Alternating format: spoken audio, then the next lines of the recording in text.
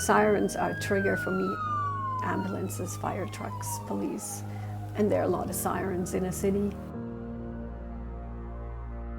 A dramatic increase in opioid deaths. In BC alone, more than 100 people die every month. Deaths from fentanyl spike in Alberta.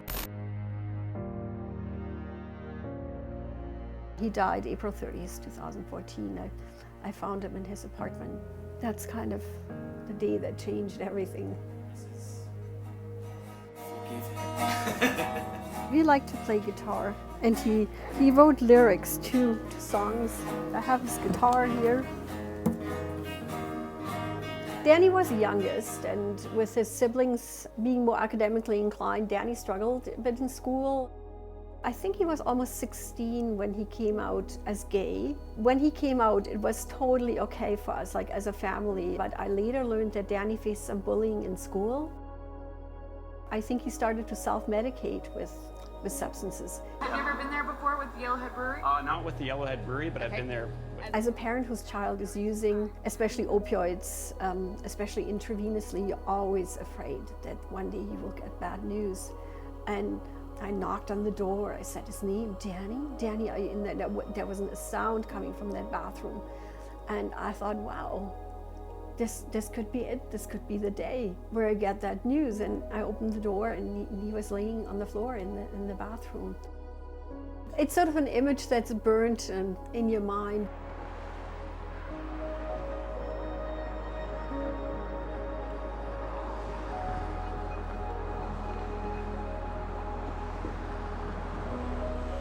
It's almost inconceivable that this many people have died without radical change. Since 2014, when my son died, that's when I started looking at the numbers. There have been over 15,000 deaths from drug harms, and mostly from overdose. Illicit drug overdoses have claimed the lives of 526 British Columbians.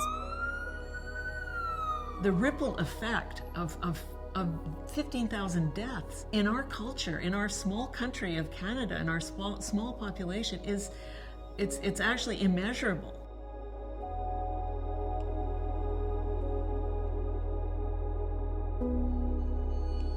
Jordan just came right out and said, I'm addicted to Oxy. The doctor yelled at him and said, how did you do this? Why did you become addicted?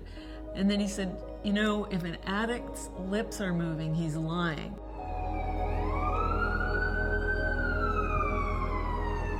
We got a phone call in the evening that he had passed away in his apartment by himself, having taken these several drugs. It was hydromorphone, and it was Xanax, and it was an antidepressant. I yelled the word no over about 1,000 times that night because I just wanted it to not be that way.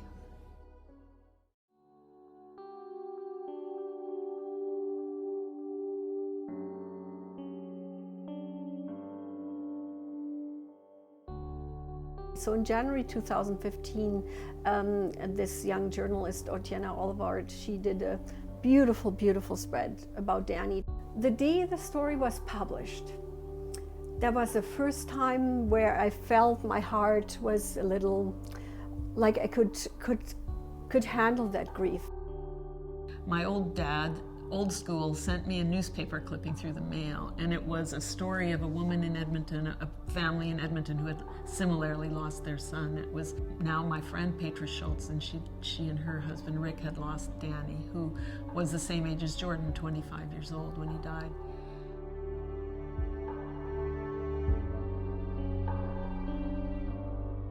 A year later is when we formally put together Mom Stop the Harm. Hello, here from Lethbridge, Mum Stop the Harm. Stop the harm! Stop the harm! According to my son. I guess the beginning part of 2016, we had found a name and a website and a mission, and it's been an upward rate ever since then.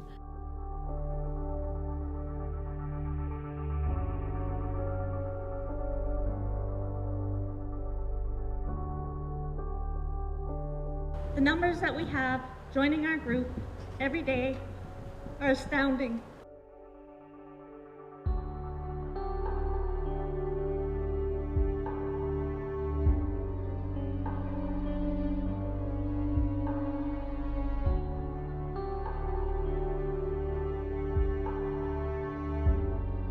We always say it's the good news and the bad news when people join. We're glad when people in need of support and in need of information join us, but we also see every day the stories of loss.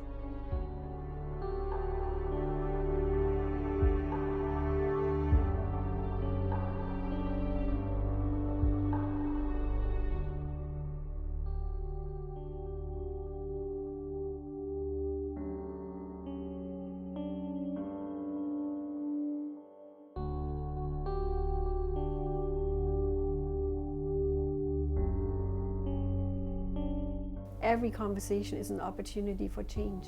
We need to be outspoken, share our stories. We can't keep it in like a small drug policy bubble. Not one more! Not one more! When a person tells their story, you see how they have been affected. You see the emotion. There is really power in stories, and stories are transformative.